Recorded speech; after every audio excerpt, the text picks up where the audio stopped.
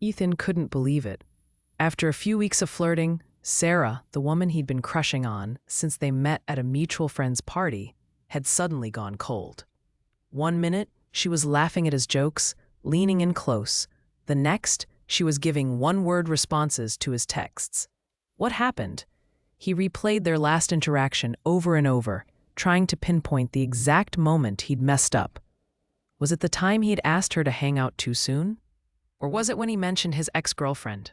Sitting alone in his favorite coffee shop, Ethan glanced out the window, watching couples stroll by hand in hand. Why isn't she interested anymore? He wondered. The numerous self-help videos and dating advice articles echoed in his mind. But the more he thought about it, the more conflicted he felt. He checked his phone again. No new message. Then, he caught a glimpse of his friend Mike, a self-proclaimed dating guru, approaching with that confident swagger. "Hey man, what's up? You look like you lost a puppy," Mike chuckled, sliding into the chair across from him. Ethan explained it all, the highs and lows of his budding romance with Sarah. Mike listened intently, but then leaned in with an eyebrow raised. "You're focusing on the wrong thing. You see, it's not about her rejecting you. It's about her feeling uncertain." Mike detailed the simple yet shocking shift.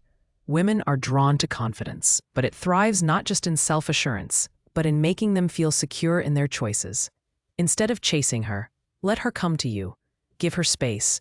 Make her wonder what you're up to. Become the guy who is interesting, not just the guy who's interested. Ethan felt a flicker of hope. Could it be this easy? It was time to flip the script. Ethan spent the next few days reflecting on Mike's advice, determined to change his approach. He stopped initiating contact with Sarah, opting instead to focus on his hobbies, playing guitar, writing, and hanging out with friends. Meanwhile, Sarah felt the absence of Ethan's texts. Her curiosity piqued. She missed their banter and found herself wondering if she had overreacted. But every time she opened her phone, uncertainty bubbled to the surface.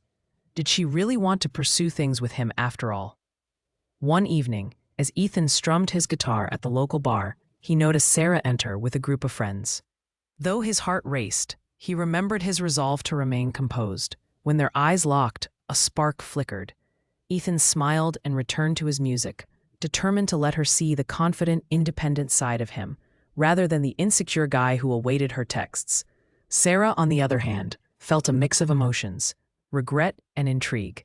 As she watched Ethan effortlessly engage with others, charming and relaxed, her previous doubts began to fade. She caught herself leaning closer to her friends, mirroring their laughter, yet her gaze remained fixed on him. In that moment, she realized she had let her insecurities overshadow potential happiness. Later, Ethan finished his set and walked over to where Sarah sat. Instead of diving into small talk, he casually mentioned, "I've been thinking about taking an art class. Could be fun." His tone surprised her. It was as if he didn't need her validation anymore. She felt a rush of admiration. "Art, huh?" Sarah replied, her interest piqued despite herself. "Maybe you could show me what you create sometime." Ethan shrugged playfully. "Sure, if you're cool enough to keep up with me." With that simple exchange, the power dynamics shifted.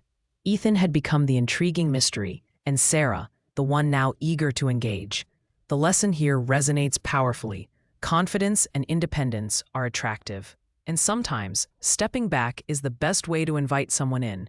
Instead of chasing after affection, focus on self-improvement and cultivating your own life. Feeling inspired? Like, comment, and subscribe for more insights on building meaningful connections. Try these strategies in your own life and watch the dynamics transform.